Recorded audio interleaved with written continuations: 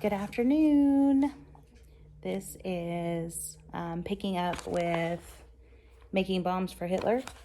And where we last left off, the girls, Lida, Xenia, Mary, Katerina, Natalia, they had their first day in the secret, or I guess you could say the special section of the factory where they were making bombs. So they had their first day of making bombs.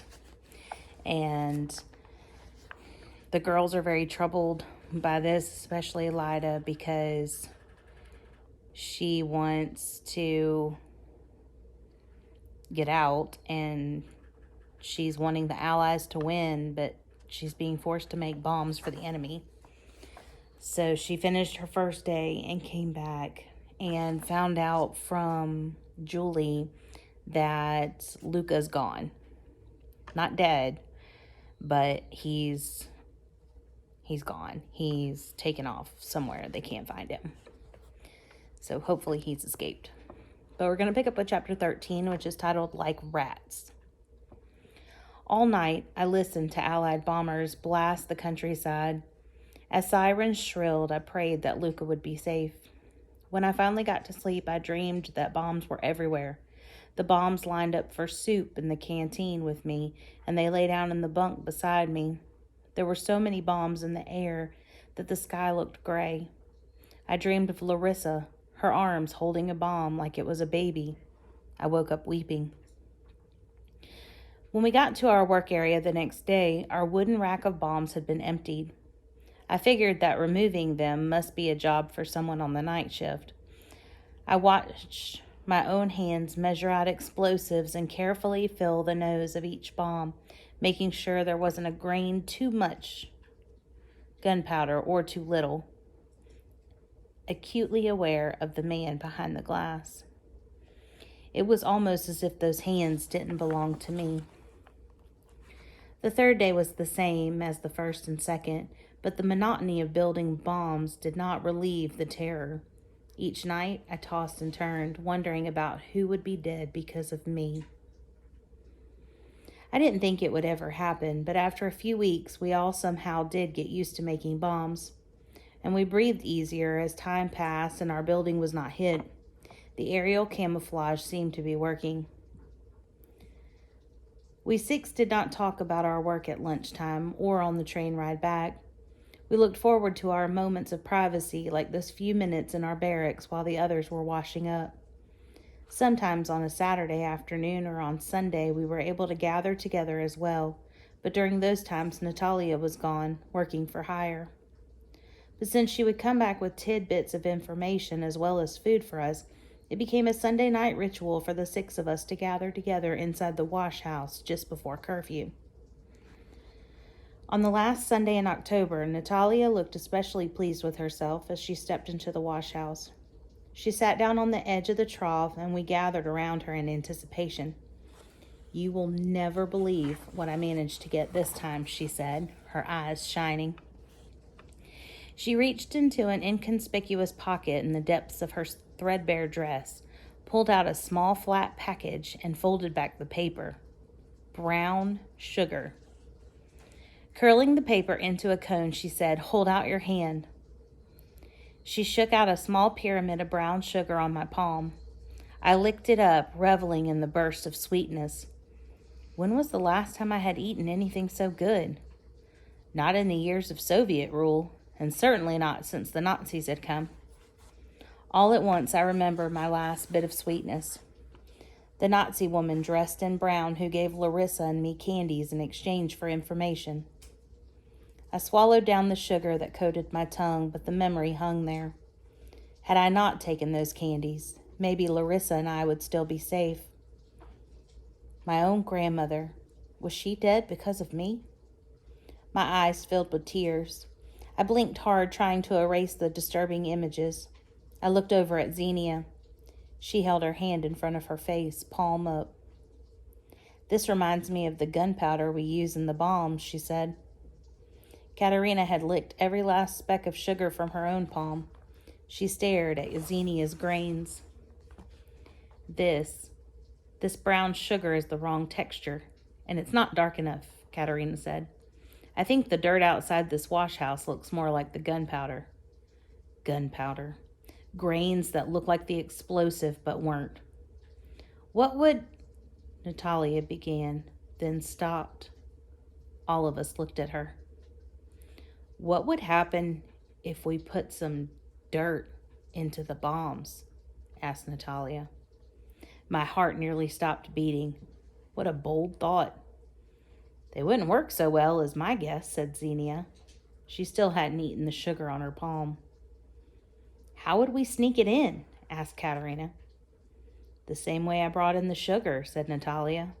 In our pockets. We looked at each other solemnly. Could it work? Would we be caught? It was hard to know. Was it worth the chance? Definitely. Katerina looked at Natalia, her eyes alight with a new idea. If I ease up on the hammer machine early, she said, I think the bombs would fail to snap together all the way. They might fall apart instead of exploding. There are lots of ways to ruin the bombs, I said, but we're being watched. Always watched. As fall turned toward winter, we noticed subtle changes all around. Bombs had been falling all day and night for months, but now the sky was black with Allied bomber planes. We heard that entire German cities had been destroyed. At the work camp, some of the policemen hung up their uniforms and left. The ones who stayed became even crueler than they had before. It was like their war losses were our fault. Once, when Officer Schmidt was annoyed by a prisoner's answer at roll call, he cocked his gun and shot the man on the spot. We were all afraid to breathe. On our way to and from the city, I would look out the window and try to make sense of what I saw. Waves of ragged refugees walked through city streets.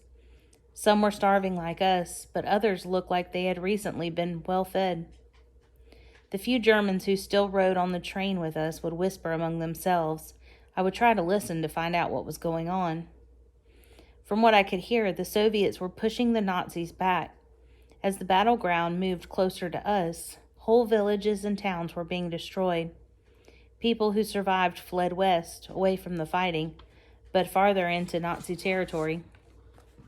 One icy evening in November, when I stepped off the train after work, Julie met me, her eyes rimmed with red.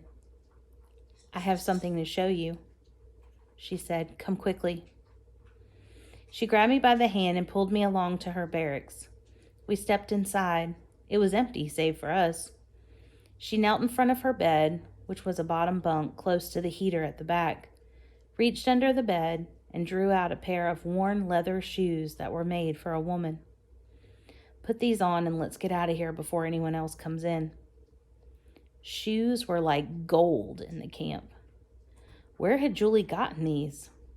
I didn't stop to think about it, but slipped my feet inside. They were roomy, but I didn't mind. My feet were swollen and the shoes felt warm and solid. I followed Julie out the door, stepping gingerly, trying to reteach myself how to walk in shoes. I noticed a truck idling by the entrance to the hospital. What is that truck for? Julie's eyes filled with tears. Don't go there. But of course I did. The back of the truck was stacked with the gaunt bodies of dead slaves, many with faces frozen in painful contortions. I recognized one as the woman who had replaced me helping Inge in the laundry. She was barefoot. I looked down at my feet and knew where my shoes had come from. My heart felt like it would burst with guilt. Here I was benefiting from someone else's death. Better you have the shoes than they get buried, Julie murmured.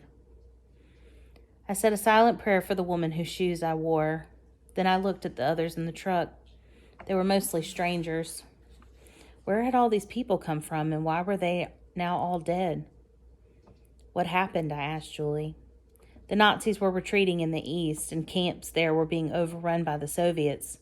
She nodded back toward the trunk. The Nazis shipped those prisoners away from a work camp just before it was liberated by the Soviets. The prisoners arrived on a train this morning, starving and nearly frozen. Officer Schmidt decided that they wouldn't be useful workers and he didn't want to waste food on them. He ordered the cook to put poison into today's Russian soup. She blinked back tears. All of the Eastern workers who were in the camp today have died. Even though my stomach was empty, bile rose in my throat. Should I have been thankful that my friends and I had our soup at the factory instead of at the camp? Should I have been thankful for my shoes? It was by mere chance that I wasn't one of those corpses on the back of the truck. I had heard about these mass poisonings before, but it seemed so impossible, even for the Nazis. I thought it was just a rumor, said Julie, brushing away a tear from the back of her hand with the back of her hand. I've been told that is why the Russian soup always has a separate ladle.